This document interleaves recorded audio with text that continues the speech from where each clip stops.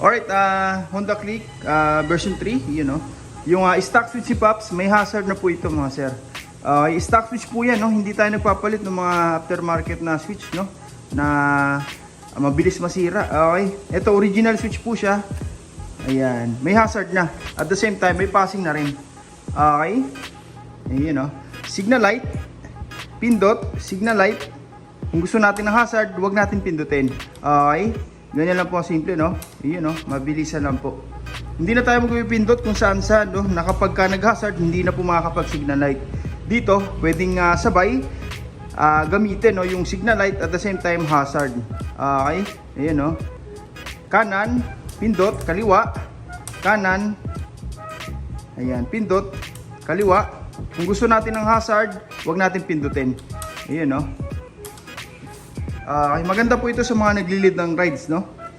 Okay, may signal po tayo sa mga kapwa natin riders. Okay, bali dito nag-i-install po sila sir ng package number 5, no? Plus hazard po yan mga sir. Ayan, package 5 which is PIA horn, mini driving, combo lights, horn passing, horn switching, rapid horn. Ayan, tapos yung horn switching natin, no, itong stock, magagamit pa rin po ito, no? Hindi natin ginagalaw po yan mga sir. Naglagay po tayo ng horn switching, stock horn, tapos loud horn.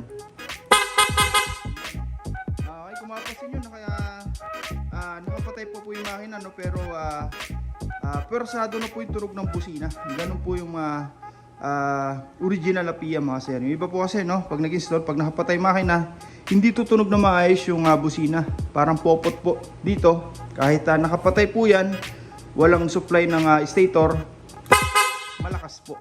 Okay, stock horn. Okay, ayan, passing switch, naglagay na rin tayo para sa combo lights, no? Pati yung headlight sir, magpapassing po yan. Okay, tapos yung ating original domino switch. Ayan, para sa high-low ng mini driving, no? Original po yan mga sir, hindi po yan yung replica ng plastic, no? Tapos yung ating PIA horn, original din po yan, hindi po siya replica.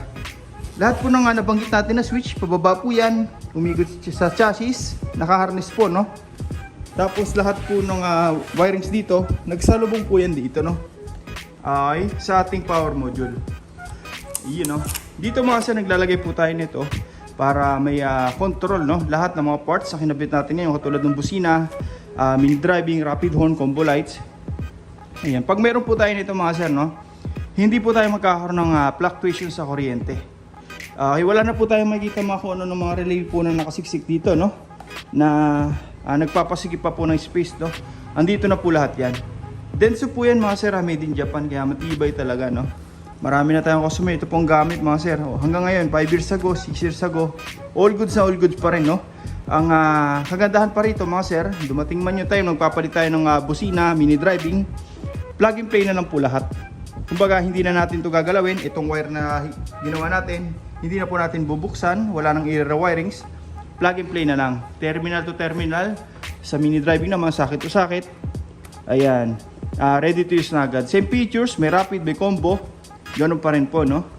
Okay. Ayan. Lahat po ng ginamit natin na wire dito mga sir, pang automotive po yan. Which is matitibay po, no? Pure copper. Japan made po yan. Okay. Para maganda po yung daloy ng kuryente. Persado po yung output, no? Ayan, tsaka maganda pa, nakahinang, no? Hindi lang basta magandang wire, nakahinang pa po lahat. Para yung kuryente natin, hindi magkakaroon ng fluctuation. Malubak man yung motor na sir, matagtag man, hindi po tayo magkakaroon ng loose contact, power loss na tinatawag, no? Hindi pong pag lumiligo, namamatay-matay mga ilaw, no? Dito, nakahinang po lahat yan, kapit na kapit po yung wirings natin. Okay. Tsaka kung mapapansin nyo mga sir, marami na tayo na-install, no? Combo lights, rapid horn, horn switching, passing switch, pero kukunti po yung makikita nating wire. Ayan, no? Dito ginagaya po natin lahat ng manufacturer ng motor, no? Na binabalot lahat para maging harness. Hindi po yung tipong install lang, mapailaw, mapatunog lang, okay na, no? Dito sinisigure po natin yan para pang all weather po, no? Umulan umaraw, hindi po basta-basta pinapasok ng tubig yung wirings natin para wala tayong pangamba, no? Na baka mag-malfunction. Ayan. Tsaka kung sakali magpapagawa tayo sa mga mekaniko, hindi na po sila mahirapan, no? Kasi wala pong mga wiring na sagabal na pagka natamaan ng tools, kung walang balot, pwede po masugatan, no? Dito, safety po yan. May balot na sa loob ng shrinkable, may balot pa po sa labas ng rubberized tape. Ito na po yung output natin sa mini driving, no? Isasalpak lang po natin dito yung ballast. Okay? Ayan. Ngayon, ikakabit na lang natin yung mga pairings, tapos testing na natin. Okay? Honda Click version 3. Ayan. Stock switch po ito. Pwede na tayo mag-hazard. Okay? Ayan, no? Hindi po tayo nagpapalit ng mga aftermarket na switch, mga sir, no? Yung tipong pag nababasa, nasisira agad, tapos namumuti, na-discolored yung mga kulay, no? Dito, stock switch po yan. Mas matibay, mas durable po, no? Yung kung ano pa yung meron sa mga aftermarket na switch, katulad ng hazard, ng passing light, meron po dito. Ayun, no? Okay.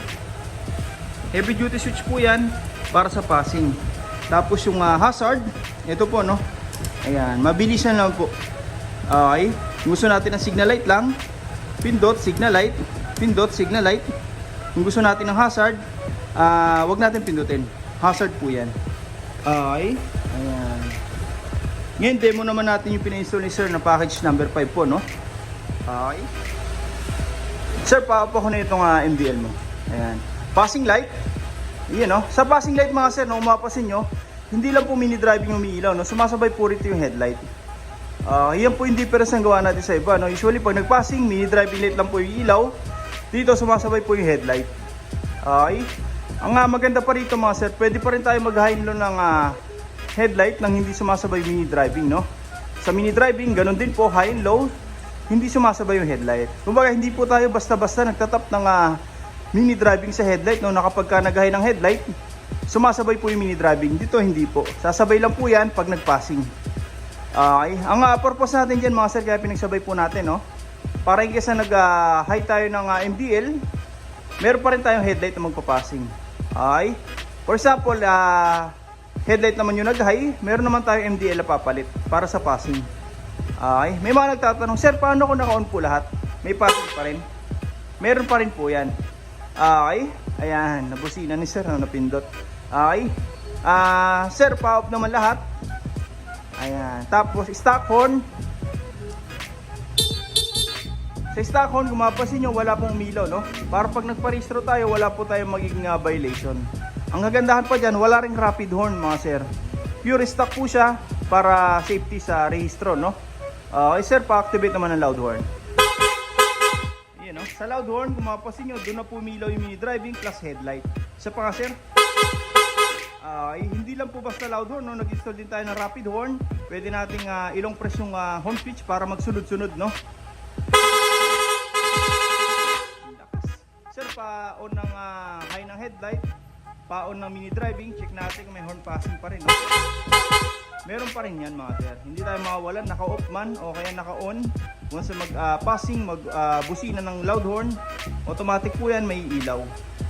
Okay. Rapid horn. Ayan, no? Sir, pa-off naman lahat. Ayan, check natin yung mga install natin, no? Dito, mga sir, wala po tayong makikita mga additional na busina, no? Ayan, dito po sila sinisiksik. Which is pag umulan, umakit yung tubig sa gulong, pwede pong mabasa, nangungungo po yung busina. Ayan, dito, andito po lahat yan. Naka-install po sa bracket po, no? Okay, passing switch. Ayan, no? Ito po yung stock headlight, sir. Ito po yung mini driving. Ayan, no? Okay, kung mapapansin nyo, maliwanag sa area natin, pero kitang-kita po yung mini driving, no? Malakas po ito, mga sir, lalo po sa dilim. Okay, daig pa po nito yung mga 60 watts na ilaw, no? Tapos, ito po yung stock horn, loud horn, rapid horn, ayan, no? MDL high and low, headlight high and low, separate switch pa rin po sila. Pero pag ito pinindot natin, automatic sabay lahat. Okay, ayun, no? Hazard. Ayan. Sa mga gusto po magpagawa, no, punta lang po kayo dito sa shop. First come, first serve po tayo. Maraming salamat po.